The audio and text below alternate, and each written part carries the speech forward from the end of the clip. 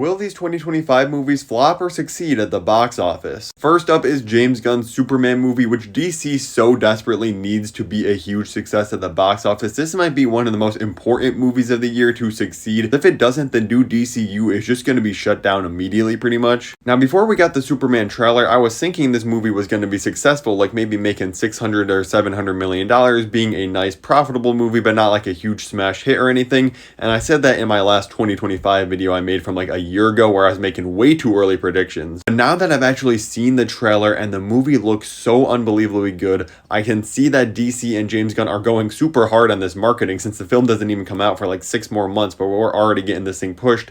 And most importantly, people are responding to this trailer. It's making people feel hopeful and happy. The trailer already has 50 million views in 2 weeks. The Batman trailer has under this and it's been out for like 5 years at this point. And I'm not going to pretend you can predict the box office just based off of the amount of views a trailer gets, but it's a great indication that it's getting so many views. This is similar to Deadpool and Wolverine trailer numbers, and obviously that thing made $1.3 billion. I think this movie legitimately has a chance to get close to $1 billion and be a massive success. Next up, we have kind of the complete opposite with Pixar's new original movie, Elio. It's about this kid that gets abducted by aliens, and they mistake him as being like the Earth's ambassador who represents them, which honestly seems like a very cute idea, and I'm excited to see another original idea from Pixar, but I feel like nobody knows this movie's existing, and it honestly feels like Disney and Pixar themselves have forgotten this thing exists. Like, it's been delayed so many times. This movie's just been forever coming out and never releasing, and now they finally picked a release date in the middle of June, which, as you'll see later in this video, there's some stacked competition coming out right alongside this film,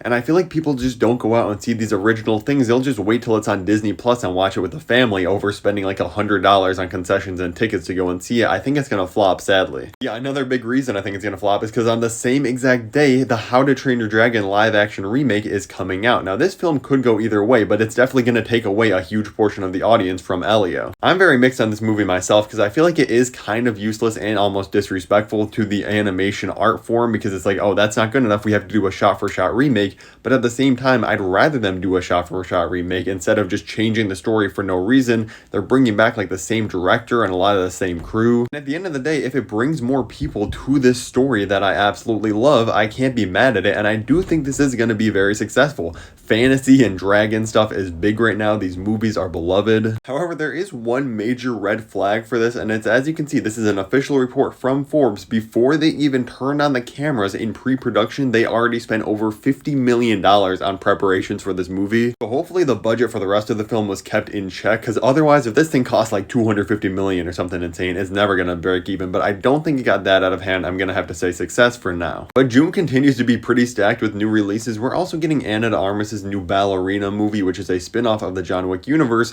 which sadly they titled the film From the World of John Wick Ballerina. Like, this is the official movie title if you go to buy tickets or like look at it online. I understand you have to spell it out for the general audience. Hey, this is connected to John Wick. Go and see this movie too, please. But I feel like there's got to be a better way to do it than this. Now, the John Wick franchise has been one of the most surprising box office successes of the last 10 years. Like, the first one just came out of nowhere, and then they just kept making more and more money. John Wick 4 made $425 million, which isn't really that big in the scheme of things, but for this movie, it was huge. I personally am really excited for this movie. I think it's going to be really good, but we've seen them already try different spin-offs, like the Continental TV series they put out. Literally nobody on the planet watched that. You probably didn't even know it existed, but that's set in the world of John Wick 2. So just because it's in the John Wick universe doesn't mean it's a guaranteed success, and I have to sadly say I think this movie is just going to be flopping and overshadowed by the bigger July releases coming out like a week after. Like Jurassic World Rebirth. Listen, the Jurassic World franchise has been on a downward spiral lately. Like, the Minion was absolutely garbage in my opinion.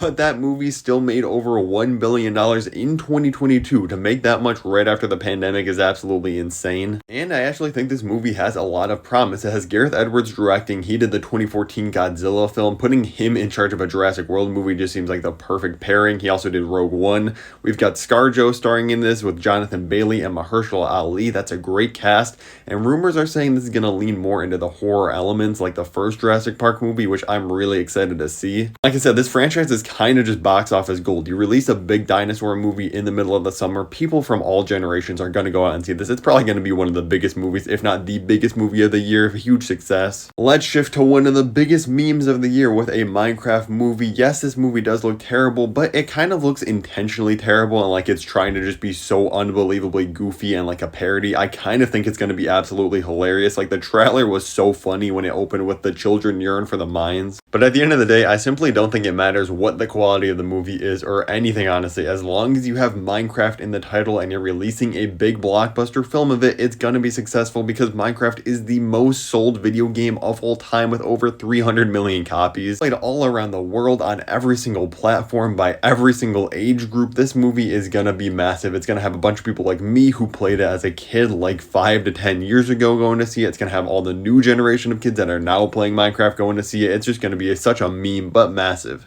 Marvel's Thunderbolts is really an interesting one because I think the movie looks pretty solid from the first trailer, and it's a super likable group of characters, all these different anti-heroes and villains kind of being set on like the same mission by different people. It seems like it's going to be like a PG-13 Suicide Squad, but very fun. And I think this movie's kind of destined to flop, and it's all Disney and actually Marvel's fault because of the release date of this film. It is releasing in May, which isn't bad on its own. That's actually a pretty good month to release a new movie, although not as good as the summer ones. But the real problem is that this is releasing right in between Captain America Brave New World in February and the new Fantastic Four movie in July, meaning those films are going to get the priority of the promotion, the trailers in front of things and movies. Like, yeah, the trailer's out there now, but it's already being overshadowed by Captain America 4 because that's coming out first, and then after that movie releases, it's going to have like 2.5 months of Thunderbolts promotion to get people to hear about this movie. And even during that time, I'm sure we're going to get the first Fantastic Four trailer that, again, is going to overshadow this. So I think Marvel kind of put this film right here in a bad spot, and it's kind of destined to fail. And by fail, I mean this thing's probably still going to crawl to like $400 or $500 million at the global box office. Is not a little bit more, but the budget for this is already over $200 million. You have to make at least 2 to 2.5 times your budget to even start breaking even with marketing costs. I don't think it's going to do that. We are in the era of musical biopics with the Bob Dylan one we just got, Bob Marley. We know the Beatles are getting 4 separate biopics for each member of the Beatles, but next year we're getting Michael, the Michael Jackson biopic, played by Jafar Jackson, his real-life nephew. We don't have a trailer or anything yet, but just from the behind-the-scenes images, you can see he really looks the part. It's almost uncanny, and Michael Jackson is simply one of the most famous people that has ever lived. I think this is easily going to become one of the highest-grossing, if not the highest-grossing musical biopic of all time and be a huge success. Just the type of movie, again, that's going to bridge generations. People of all ages that grew up with Michael Jackson and still listen to him now are all going to go and see this thing. It's going to be massive, I think. This Thanksgiving, we're going to get Disney's Zootopia 2. The only official poster we have so far is this foreign one, so hey, that's what I'm going to use. Just ignore it. But I think this movie honestly has sleeper potential to be the biggest film of 2025 at the box office. The first Zootopia is already 9 years old, which just sounds crazy to say out loud, but the first one made over $1 billion. And again, 9 years is a long time to build up hype, anticipation, and new fans to go and want to see this film. The big reason I think it could be the #1 movie of the year is because of what just happened with Inside Out 2 last year, because it's the #1 highest grossing movie of the year, but again, it was a very similar situation to what's happening with Zootopia. It was about 9 years in between the first and second Inside Out film, and it almost doubled the box office. If this happens to Zootopia, it's going to be like a $2 billion film. So I don't think it's going to hit quite $2 billion, but I would easily bet this is like one of the highest grossing movies of next year, probably #2. Because I low-key forgot, yeah, Avatar Fire and Ash is coming out next year. This is pretty much all but guaranteed to be the #1 highest grossing movie of next year. The first Avatar film is obviously the highest grossing of all time. Avatar The Way of Water is the 3rd highest grossing of all time. Even if this film continues to drop off, it's probably going to be like the 5th highest grossing film of all time. I admire the technology and the visuals of these movies so much, but I just cannot get myself invested in the characters or story. Hopefully this is the one that wins me over. I want to be a part of the Avatar hype. I'm just not. This year, right around Thanksgiving, we're getting Wicked Part 2, which has actually been renamed to Wicked for Good. The first one was a huge surprise for me. I did not know anything about the musical, but I absolutely love the first movie, and it seems like everybody else loved this thing too. I'm not gonna lie, looking up the box office numbers for this movie, I know it's still in theaters. It could make a little bit more. It will probably get close to $700 million by the end of its run, but I was a little surprised it only made $651 million worldwide so far, because this thing has been absolutely massive online. Memes, the clip of all the press interviews, everything. This seems like it's just been such a huge event. I'm surprised surprised this hasn't been like $1 billion film, honestly, but it's still obviously been a massive success. And like I said, with a bunch of sequels on this thing's probably going to release on like Netflix or Max or something before the sequel comes out. A bunch of new people are going to watch that and be like, oh, Wicked was actually good. When the new one comes out, I'll go and see it. I think Wicked for Good's probably going to cross like $900 million, be another big success. We're getting a new F1 movie starring Brad Pitt next year, and this one's a really interesting one for the box office because we have had lots of reports coming out and saying that this is going to be one of the most expensive movies ever made, and that it reportedly has a budget around $300 to $350 million, which is absolutely ludicrous. Now, there has been conflicting reports with some outlets coming out and saying, no, this is fabricated. It's more like $100 to $150 million,